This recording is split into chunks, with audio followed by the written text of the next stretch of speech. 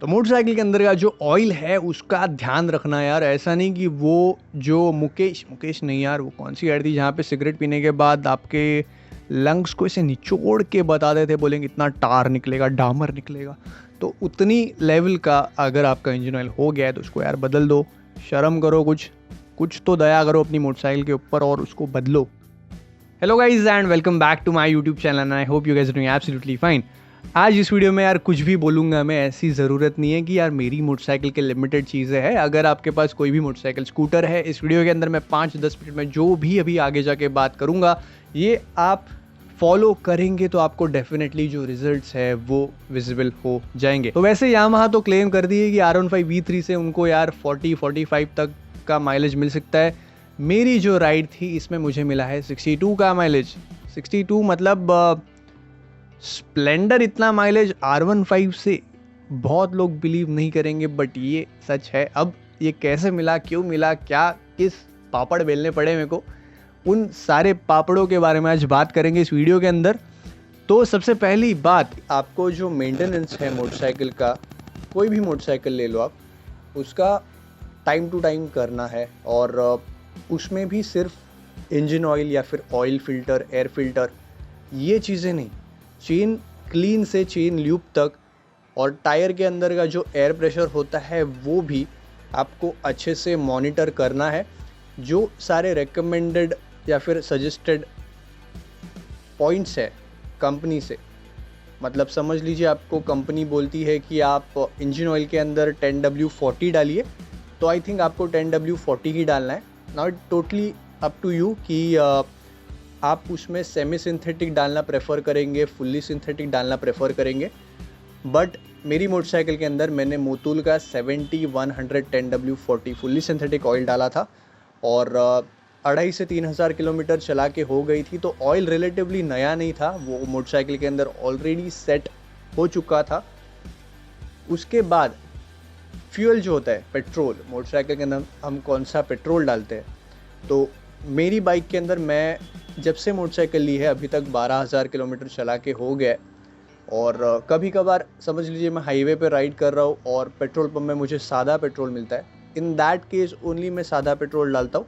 Otherwise मैं speed, extra premium या फिर पावर, ये टाइप का पेट्रोल जो होता है वो डालना प्रेफर करता हूँ। 5-6 रुपये से ये पेट्रोल जो होता है वो महंगा होता है, बट मेरे एक्सपीरियंस के अनुसार जब हम राइड चलाते हैं, जो थ्रॉटल रिस्पॉन्स होता है मोटरसाइकिल की, जो पिकअप होती है, वो मुझे पर्सनली, जो ये थोड़ा सा महंगा पेट्रोल होता है जिसमें थोड़ी ऑक्टेन की जो लेवल होती है ज़्यादा होती है, और उसमें आप अलग अलग पेट्रोल ट्राई कर सकते हो। And totally depends as to आपकी मोटरसाइकिल के अंदर कौन सा पेट्रोल आप अफोर्ड कर सकते हो और आपकी मोटरसाइकिल कितने अच्छे से वो पेट्रोल जो है उसके ऊपर चल सकती है। अब बात करेंगे कि सेंसिबल राइडिंग किस प्रकार से आप कर सकते हो उसके बारे में। तो इंजन को स्ट्रेस आउट नहीं करना होता। अब स्ट्रेस आउट 2 रीज़न से हो सकता है। सबसे पहला, अगर आप हर गियर में रेड लाइन कर रहे हो, मतलब इंजन की जो लिमिट है, रेव लिमिट, वहाँ तक उसको रेव करना एंड फिर गियर चेंज करना, इस चीज़ से आपका इंजन जो है वो स्ट्रेस होता है। कंटिन्यूस हाई आरपीएम पे वो चलता है, उसके वजह से इंजन हीट बढ़ती है, ऑयल जो होता है अंदर का उसका टेम्परेचर बढ़ता है, विस्कोसिटी ऑयल की जो होती है वो वैसे कम हो जाती है, तो जो पिस्टन की मूवमेंट होती है वो थोड़ी आपको रफ़ लगेगी। एंड दैट इज़ वाई जब हम मोटरसाइकिल को भगाते हैं हाई आरपीएम पे, इंजन थोड़ा रफ़ लगता है। दूसरा, स्ट्रेस होने के पीछे का रीज़न आपका हो सकता है कि अगर आप लो स्पीड के ऊपर हाई गियर पे चलाना प्रेफर करते हो। अब आइडियली आपको मोटरसाइकिल का जो गियर होता है वो स्पीड के अकॉर्डिंगली चेंज करना होता है। अगर आप बहुत टाइम तक ना हाई स्पीड नहीं कर रहे पर आप हाई गियर में लो स्पीड पे चला रहे हो, तो आपका इंजन जो होता है, आपका पिस्टन जो होता है, इंटरनल कंपोनेंट्स होते हैं, वो स्ट्रेस आउट होते हैं, क्योंकि पिस्टन के ऊपर उतना स्ट्रेस आता है। गियर जो होते हैं वो वहाँ पे बैलेंस नहीं करते आपका वेट का एंड आपकी स्पीड का, और इस केस के अंदर भी आपका जो इंजन है मोटरसाइकिल का वो स्ट्रेस आउट होता है। तो इट टोटली डिपेंड्स कि आपकी मोटरसाइकिल की पावर बैंड जो होता है, मतलब कितने आरपीएम पे कितनी पावर मिलती है, कितना टॉर्क मिलता है, इन सारी चीज़ों का आप बहुत अच्छे से ख्याल रखिए और उसके अकॉर्डिंगली आप जो अपनी मोटरसाइकिल के गियर्स है राइड के टाइम पे वो चेंज कीजिए। Talking about the speed, R15 sixth gear के अंदर 50 किलोमीटर पर आवर के हिसाब से भी चल सकता है और 150 की स्पीड पे भी चल सकता है। मेरी राइड में मैंने इसको 60, 70, 75 के आसपास रखा था जब मुझे 62 का माइलेज मिला, विच ऑल्सो मीन्स दैट मेरी जो मोटरसाइकिल की फुल पोटेंशियल पावर है उसके सिर्फ आधा ही पावर मैंने वहाँ पे यूज़ किया और उसी की वजह से जो इंजन है वो स्ट्रेस आउट नहीं हुआ।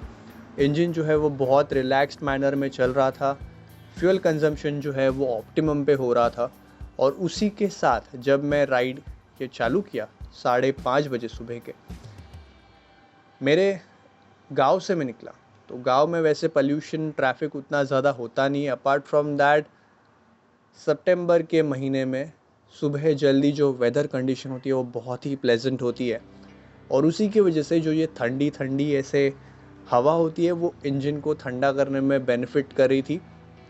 तो सिर्फ इंटरनल कंपोनेंट की बात मैं यहाँ पे नहीं कर रहा, एक्सटर्नल एनवायरनमेंट जो होती है, बाहर का टेम्परेचर क्या है, बाहर ऑक्सीजन की लेवल क्या है। क्योंकि देखो इंजन चलता कैसे है, पेट्रोल इंजन के कंबशन के अंदर जलता है, पिस्टन की मूवमेंट होती है एंड फिर आपका इंजन चलेगा।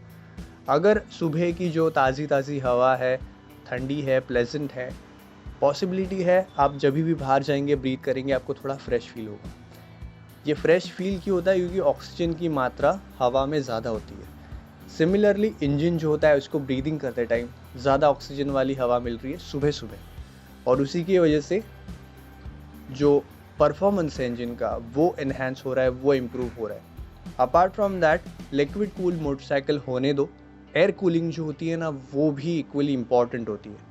तो अगर हवा का टेम्परेचर कम है उसकी वजह से आपका इंजन जो है वो कूल डाउन जल्दी होगा और कूल डाउन हो रहा है मतलब क्या, आपका ऑयल और अंदर के जो मैकेनिज़म्स है वो भी अच्छे से मेंटेन हो रहा है।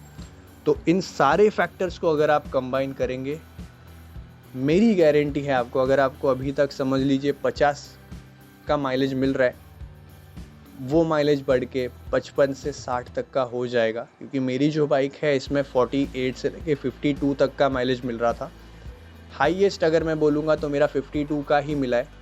बट इस राइड के टाइम पे riding environment, riding situation, air filter, oil, air pressure, ये सारी चीज़ों को अगर हम कंबाइन करेंगे मुझे रिटर्न मिला है 62 kmpl का माइलेज। सो या दैट्स वेरी मच इट। मेरी ऑब्जर्वेशंस थी। ये जो ज़्यादा माइलेज लेने की निंजा टेक्निक है ये भी आपको भी पता है कैसे ये पॉसिबल हो जाएगा। तो राइड जो है अपनी एंजॉय कीजिए। सिर्फ point A two point B पहुंचना जल्द से जल्द ये टूरिंग या फिर ये राइडिंग नहीं है। जो आपकी जर्नी है उसको एंजॉय करना, उसी को राइडिंग कहते हैं। That's pretty much it about today's vlog. I hope to see you guys in my next vlog. Up till then, this is Right Up signing off. Ride safe and as always, don't be a squid. Thanks for watching. Stay awesome and keep raving. Bye bye.